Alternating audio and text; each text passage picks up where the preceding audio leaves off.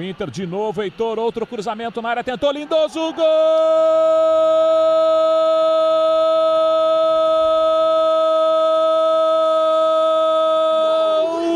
de Thiago Galhardo, cruzamento do Heitor, subiu o Lindoso, passou por ele, Thiago Galhardo nem tirou o pé do chão, estava livre. A bola procura o goleador do Campeonato Brasileiro em uma fase iluminada. Bate nele, vai pro gol, só dá Thiago Galhardo. Pro Atlético não fugir na liderança, o Inter cedo, muito cedo já faz o primeiro gol em cima do Furacão. Com ele, tinha que ser Thiago Galhardo de Molineux. E na repetição da jogada que gerou o escanteio. Cruzamento não foi feito, cobrança de escanteio curta, chegou no Heitor. Do lado da área fez o cruzamento para encontrar Thiago Galhardo. E que momento vive o artilheiro do Inter na temporada. Só teve o trabalho de deslocar o goleiro Jandrei para Maurício Saraiva no Beira-Rio abrir o placar. O Inter vence. Por 1, o Atlético Paranaense tem 0. Todos os elogios do Douglas e do Gustavo fazem sentido para o grande protagonista do Inter em 2020. Mas eu quero fazer o elogio anterior à conclusão. Mais uma vez, o cruzamento do Heitor não é um cruzamento. É um passe com endereço, com CEP, com todo o detalhamento. Bairro tal, rua tal, prédio tal, apartamento tal. E com essa precisão, caindo na cabeça do Galhardo, é caixa, Bertoncello. E Thiago Galhardo, numa fase espetacular, é o artilheiro isolado desse Brasileirão com 13 gols marcados. E depois da lesão de Paulo Guerreiro, o Inter marcou 20 vezes. 13 gols destes 20 foram do Thiago Galhardo. O Inter volta para a segunda colocação do Brasileiro com 28 pontos e 2 pontos atrás do líder Atlético Mineiro.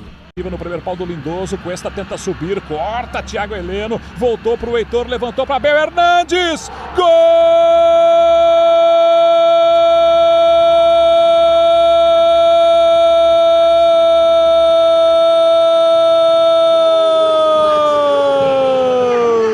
Do Internacional! De novo o Heitor, talvez até nem tentando aquele passe açucarado que ele já deu para Thiago Galhardo. Agora mais numa dividida, mas encontrou Abel Hernandes dentro da área. Um toque de cabeça, o Bandeira deu legal, o Abel Hernandes encobriu o goleiro Jandrei e aos 35 do primeiro tempo, 2-0 para o Inter. O vice-líder do Brasileirão em casa mostrando a sua força de Molineux. E está surgindo um lateral direito dono da posição. Heitor, da base colorada, faz a sua segunda assistência no jogo.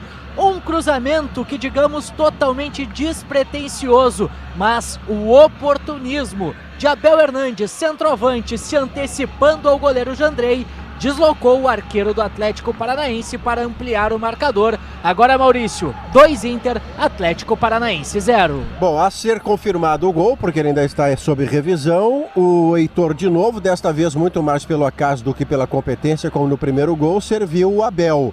E aí vamos à jarra meio cheia ao invés de meio vazia. O Inter tem 3 chances de gol no jogo. 2 delas converte. Isso é competência, Bertoncello ou Diori. Não sei quem vem antes, porque o gol está sob júdice. Vai lá, Diori.